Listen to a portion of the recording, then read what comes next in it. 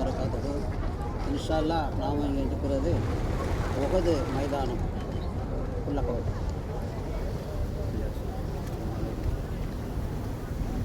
மலையாளம்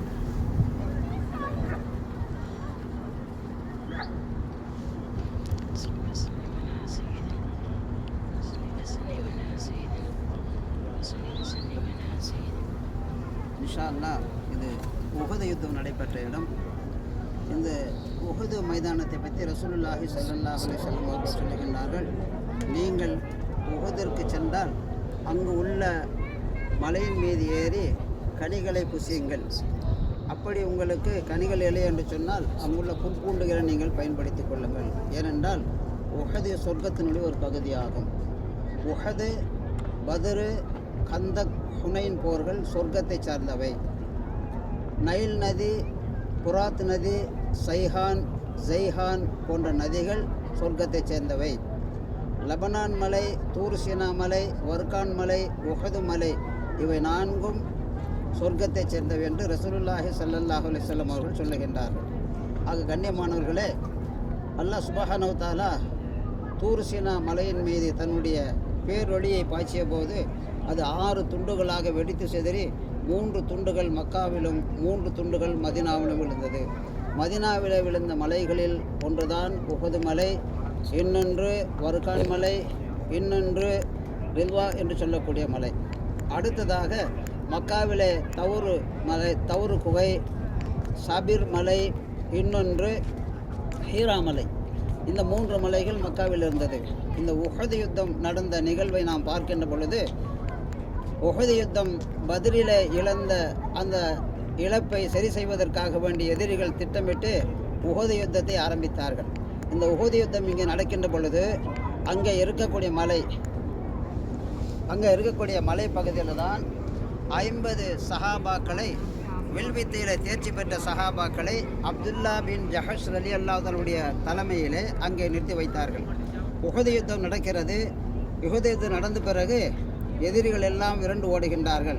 கனிமத் பொருள்களை விட்டுவிட்டு கனிமத் பொருள்களை நம்முடைய சகோதரர்கள் எடுக்கின்றார்கள் என்று நம்பி அந்த மலையிலே பாதுகாப்பாக நிறுத்தி வைக்கப்பட்ட சஹாபாக்கள் எல்லாம் கீழே இறங்க ஆரம்பிக்கின்றார்கள்.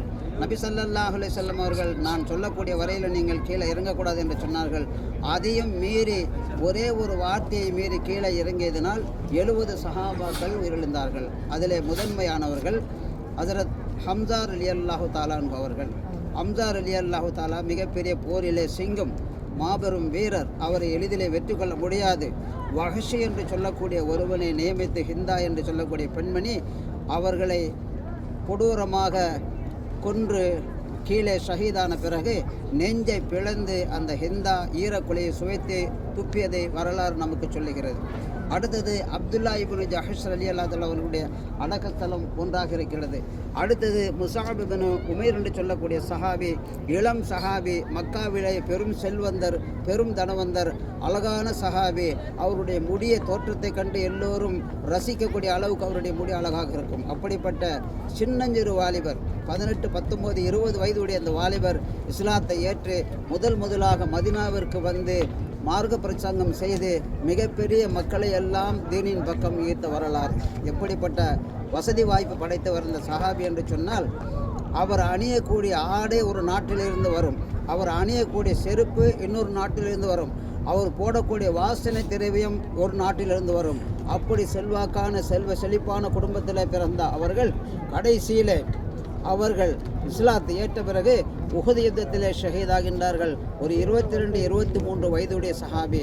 அவருடைய அடக்க ஸ்தலத்தின் நேரத்திலே கபனிடுவதற்கு கூட துணி சரியாக இல்லை. கால் பக்கம் இழுத்தால் தலை தெரிகிறது, தலை பக்கம் இழுத்தால் கால் தெரிகிறது. அப்படிப்பட்ட நிலையிலே நபி ஸல்லல்லாஹு அலைஹி வஸல்லம் அவர்கள் சொல்லுகின்றார்கள், முகத்தை மூடிவிட்டு காலுக்கு இலை தலைகளை வைத்து நீங்கள் தபன் செய்து விடுங்கள், அடக்கம் செய்து விடுங்கள் என்று சொல்லி அந்த சஹாபி அடங்கப்பட்டிருக்கிறார்கள். 3 சஹாபாக்கள், ஹம்ஸா ரலியல்லாஹு தஆலா அவர்கள், அப்துல்லா இப்னு ஜஹஷ் ரலியல்லாஹு தஆலா அவர்கள், முஸஅப் இப்னு உமைர் ரலியல்லாஹு தஆலா அவர்கள் ஒன்றாக அடக்கம் செய்யப்பட்டக்கூடிய மக்பரா தான் நமக்கு முன்னால் இருக்கிறது. அடுத்து இருக்கக்கூடிய பின்னாடி இருக்கக்கூடிய மக்பரா 67 சஹாபாக்கள், மொத்தம் 70 சஹாபாக்கள். மீத சஹாபாக்கள் இங்கே இருக்கின்றார்கள்.